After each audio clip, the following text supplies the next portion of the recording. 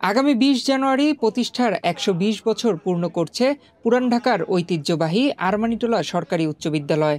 নানামুখী আয়োজনে গৌরবের এই মাইলফলক উদযাপনের উদ্যোগ নেওয়া হয়েছে। এরই অংশ হিসেবে ১৬ জুন বর্তমান ও প্রাক্তন ছাত্র শিক্ষকদের মিলন মেলায় পরিণত হয় বিদ্যালয় প্রাঙ্গণ।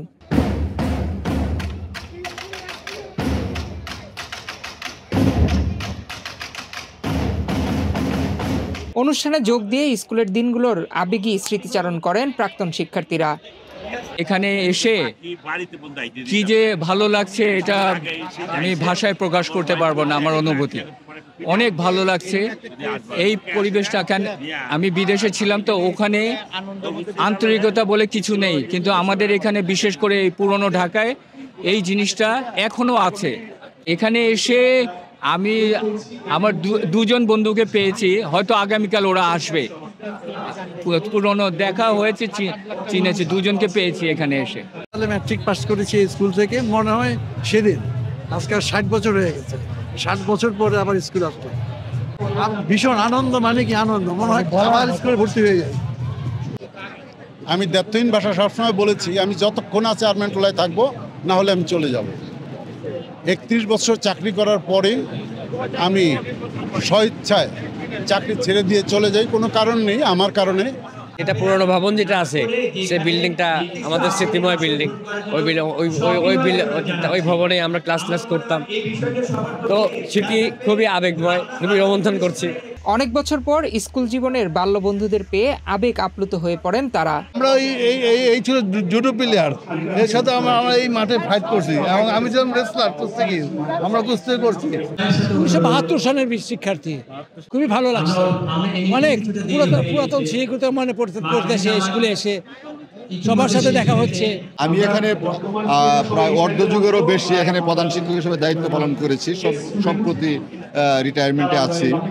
তাতে এখানে ছাত্রদের যে পদচারণা মুখরিত হয়ে থাকে সবসময়, এবং সবাই সবার সাথে মিলেমিশে একটা সুন্দর শৈশব তারা এখানে অতিক্রম করে, এবং এটাকে কেন্দ্র করেই তারা আজকে একত্রিত হয়েছে।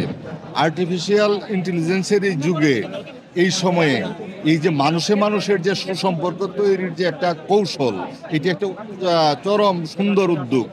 যে বয়োজ্যেষ্ঠ যারা আসছেন, আমাদেরকে কোথায় ছিলেন এতদিন আমরা হয়তো দেখা পাইনি, ফোনে হয়তো কথা হয়েছে, অনেকের বন্ধু দু একজনের সঙ্গে যোগাযোগ হয়, কিন্তু একত্রিত বন্ধু একটা লেভেলে, যেমন ক্লাস 8-এ যারা ছিলেন, ক্লাস 3 থেকে 10 পর্যন্ত যারা পার করছেন, শিশুর মতো আজকে দেখতেছি এই মিলন মেলায় সবাই মনে হয় সেই স্কুলে ক্লাস 3-তে আছেন। এইটা দেখে আমাদের আসলে প্রাণ আরও ভরে যায় যে আমরা বোধহয় এই যে প্রচেষ্টা করতেছি এটা কিন্তু সফল।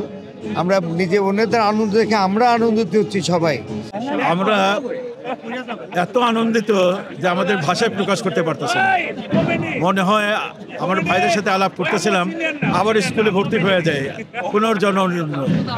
আমাদের স্কুলের একটা ঐতিহাসিক স্কুল, যেটা নাকি ব্রিটিশ পিরিয়ডে 3টে স্কুল ছিল, যেটা নাকি পাইলট স্কুল যেটা বলা হতো, আরমানিটোলা গভর্নমেন্ট হাই স্কুল, একটা মুসলিম হাই স্কুল, আর একটা ছিল ইন্ডিয়াতে কলকাতায়, বুঝলে।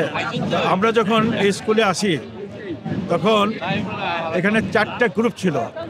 একটা হলো ব্যান্ড গ্রুপ, একটা হলো স্কাউট গ্রুপ, একটা হলো ক্যাডেট গ্রুপ, আর একটা হলো কাপ গ্রুপ। তা আমি ক্যাডেটের মধ্যে ছিলাম। এরকম ছবি আসলে কি আমাদের 83 ব্যাচের একটা গ্রুপ আছে, আমরা সবসময় মিলিত হই, কিন্তু এখন ব্যাপারটা হচ্ছে অনেকজন বিদেশ থেকে আসছে, তাদের সঙ্গে দেখা হবে প্রায় 41 বছর পর। হ্যাঁ, সেটাই আর কি একটা স্মৃতি হয়ে থাকবে আর কি, অনেকদিন ধরে দেখা হয় না। বিদ্যালয়ের প্রাক্তন শিক্ষার্থীদের মধ্যে মেলবন্ধন তৈরির উদ্দেশ্যেই এই অনুষ্ঠান। নতুন প্রজন্ম যাতে এর ধারাবাহিকতা ধরে রাখবে, এটাই প্রত্যাশা।